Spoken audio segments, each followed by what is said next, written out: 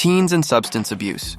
In this video, we're going to explore how to tell if your teen is experimenting with substances and the steps to take to manage this challenging situation. Why are teens at risk for substance abuse? First, let's explore why teens are at high risk for substance abuse. The teenage brain is wired to encourage risk-taking, discovery, and exploration. A teen's brain is not fully developed, especially the prefrontal cortex that governs decision-making. The human brain is not fully developed until age 25, which is why so many teens make boneheaded decisions. Adults think with the prefrontal cortex, the brain's rational part. This is the part of the brain that responds to situations with good judgment and an awareness of long-term consequences. Teens process information with the amygdala. This is the emotional part. In teens' brains, the connections between the emotional part of the brain and the decision-making center are still developing, and not always at the same rate. That's why when teens have overwhelming emotional input, they can't explain later what they were thinking. They weren't thinking as much as they were feeling. Additionally, teens have the attitude that nothing bad can or will happen to them, and that every situation they encounter will work out in their favor. Quick stats. Let's review some quick statistics regarding teens and drug use. According to the United States government, almost 50% of high school seniors have abused a drug of some kind. By 8th grade, 15% of kids have used marijuana. 43% of high school seniors have used marijuana. 8.6% of 12th graders have used hallucinogens. 4% report using LSD specifically.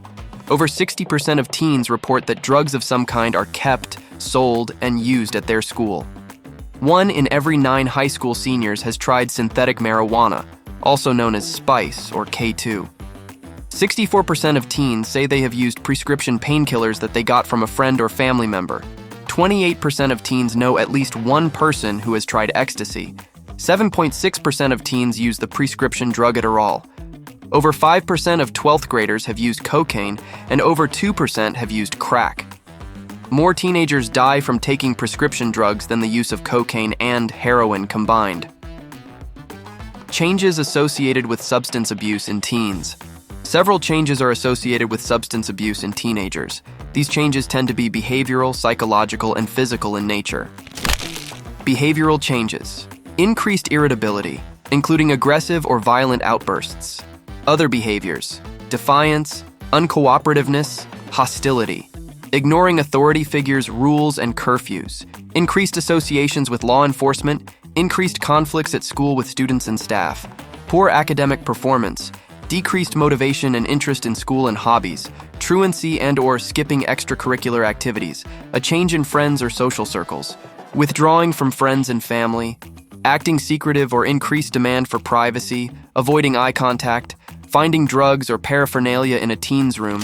Psychological changes, mood swings, emotional instability, other changes in personality, uncontrollable laughing for no apparent reason, loud, obnoxious behavior, slurred or rapid speech, extreme fearfulness, paranoia, lethargy and decreased motivation, drowsiness followed by bursts of energy, poor concentration and memory problems, family history of substance abuse, physical changes, bloodshot eyes, dilated or pinpoint pupils, teeth clenching, poor hygiene, poor appetite and weight loss, weight gain, unexplained nosebleeds or runny nose, sleep disturbances, excessive thirst, nausea and vomiting, shakiness, tremors, sweating, headache, stomach ache, nausea, vomiting, diarrhea, constipation, coordination problems, seizures, frequent unexplained illness, accidents, injuries, needle track marks, skin infections, intravenous drug use,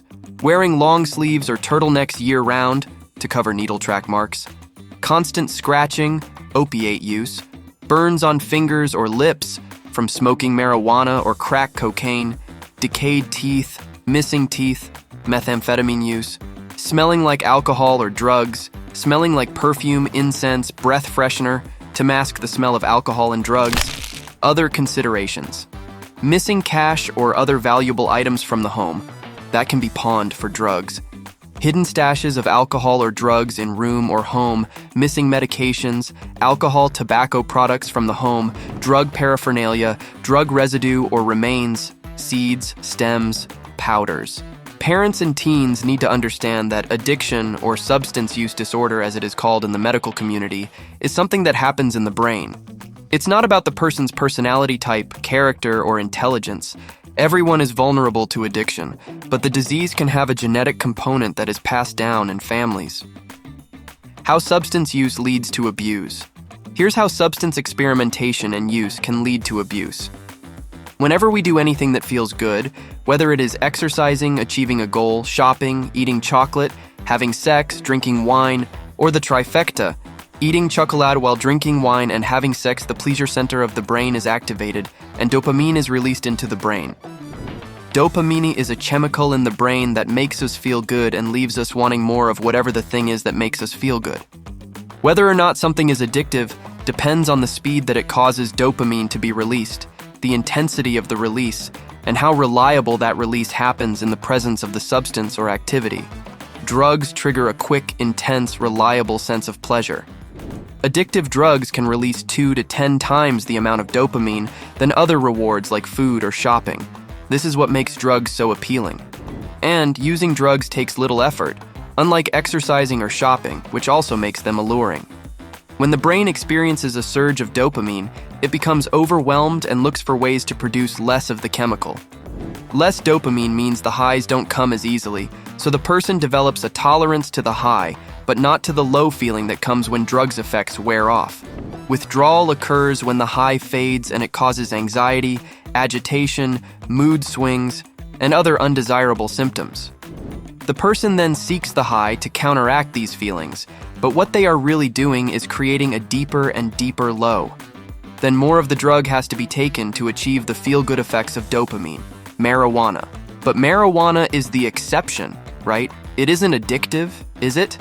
Yes, marijuana is as addictive as any other substance. According to Harvard Medical School, researchers are now realizing that many regular marijuana users experience withdrawal symptoms when they stop using marijuana, such as cravings, reduced appetite, sleep problems, weight loss, and sometimes anger, aggression, irritability, and restlessness. Because of this, they fit the criteria for addiction. Steps to support teens. If you suspect your teen is using drugs, here are some steps to take to begin to tackle the issue. Don't beat yourself up. You are not a bad parent. Drug use happens in all kinds of families. No family is immune, so don't take your teen's behavior personally. Be prepared to have several heart-to-heart conversations with your teen. Tell your teen that are aware of their behavior and that you would like to work with them to resolve the issue. Don't have the conversation while your teen is under the influence. This will get you nowhere. Wait until you and your child are calm. Your kid will be more receptive at this time. Your kid will tell you all kinds of things they aren't using. Their drug use is none of your business. You are a terrible parent for snooping through their stuff, and that you can't stop your child from using. Your teen may try to tell you that they don't have a problem. If so, ask them the following questions. Does your mood change when you use drugs and after the drugs wear off? Does life seem better when you use? If not, why do you keep doing it? Are you able to cut back? If so, what happens? Do you experience withdrawal symptoms? Do you lie about your use? Do you steal to afford drugs? Create a plan of consequences for when your teen uses. Tell your kid that they are old enough to make decisions and control their behavior. If they want freedom and independence, then they need to prove they are worthy. Create a contract that lists the freedoms they want and that they will be granted if the child refrains from drug use and related negative behaviors. Money, phones, and opportunity help teens access drugs. Include limits to these in the plan. If your kid demonstrates good behavior, then allow more access to the phone. If chores are completed as agreed upon, pay an allowance. Avoid tough love and yelling. This invokes feelings of shame and can push your teen away and right into more drug use. Tell them how their drug use makes you feel, how it impacts siblings, the family, the effects drugs have on the body, and how drugs can lead to poor grades and a less successful future. Explaining these things in a rational manner provides insight into why you don't condone your teen's drug use. Ask about the kid's goals and explain how drug use impedes achieving goals. Help your child find an engaging activity to replace drug use. Encourage exercise since this is a natural antidepressant and stress reliever. Exercise triggers dopamine, a chemical in the brain that makes people feel pleasure.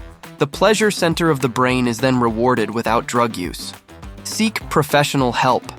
This can include guidance from the child's pediatrician, a psychologist, a school administrator, or other parents who may have encountered the same situation.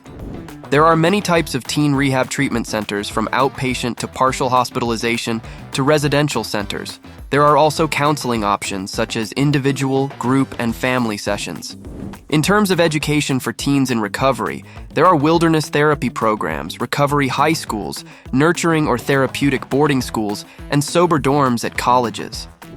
If you would like guidance for your student who could benefit from a treatment program, please contact Global Academic Consultants.